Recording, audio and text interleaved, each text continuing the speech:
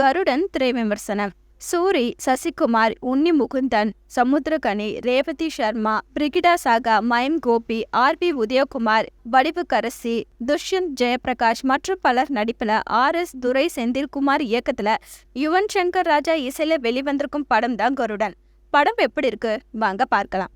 சசிகுமார் மற்றும் உன்னி முகுந்தன் சிறு வயதில் இருந்தே நெருங்கிய நண்பர்களாக இருக்கிறார்கள்.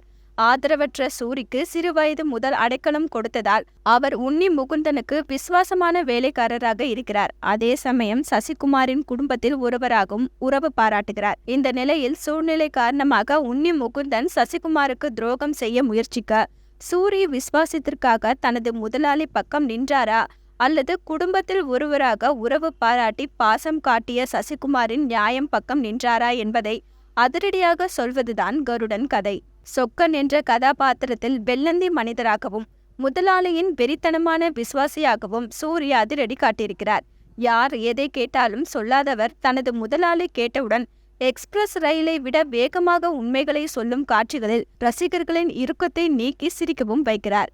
கதையின் ஹீரோவாக நடித்தாலும் சசிகுமார் மற்றும் உன்னி முகுந்தன் இருவரையும் பக்கபலமாக வைத்துக்கொண்டு முதல் பாதையை சாமர்த்தியமாக கடக்கும் சூரி இரண்டாம் பாதையில் மொத்த படத்தையும் தன் தோள் மீது சுமந்திருக்கிறார்.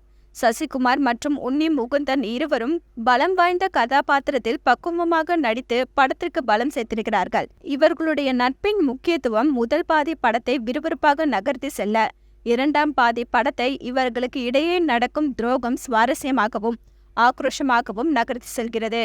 இருவரும் போட்டி போட்டு நடித்து படத்திற்கு மட்டுமின்றி சூரிக்கும் மிகப்பெரிய பலமாக பயணித்திருக்கிறார்கள். போலீஸ் இன்ஸ்பெக்டராக நடித்திருக்கும் சமுத்திரகனியின் திரை தோற்றம் மற்றும் நடிப்பு திரைக்கதையோட்டத்திற்கு கூடுதல் பலம் சேர்த்திருக்கிறது. ரேவதி சர்மா, ஷிவிதா, பிரகிடா சகா, ரோஷினி ஹரிப்ரியன், மயம் கோபி, வடிவுக்கரசி, துஷ்யந்த் ஜெயபிரகாஷ் என மற்ற வேடங்களில் நடித்திருப்பவர்கள் கதாபாத்திரத்திற்கு பொருத்தமான தேர்வாக இருக்கிறார்கள். ஒளிப்பதிவாளர் ஆர்தர் வில்சனின் கேமரா பொழுதில் நிறைந்த பகுதியில் நடக்கும் சண்டை காட்சிகளை ஆக்ரோஷமாக மட்டுமின்றி இயல்பாகவும் படமாக்கி பார்வையாளர்களை பதற்றமடைய செய்திருக்கிறது.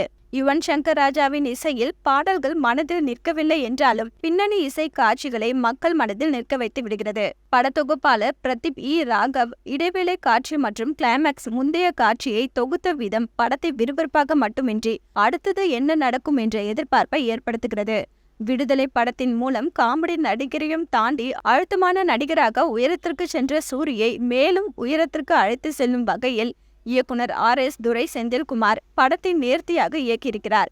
மண், பெண், பொன் இவை மூன்றும் தான் மனிதர்களிடையே போட்டியை ஏற்படுத்தும் என்பதை விசுவாசம் மற்றும் துரோகம் ஆகியவற்றுடன் இணைத்து நல்ல கதையம்சம் கொண்ட படமாக மட்டுமின்றி மாசான ஆக்ஷன் படமாகவும் கொடுத்து சினிமா ரசிகர்களை திருப்திப்படுத்துவதில் இயக்குனர் RS துரை செந்தில்குமார் வெற்றி பெற்றிருக்கிறார்.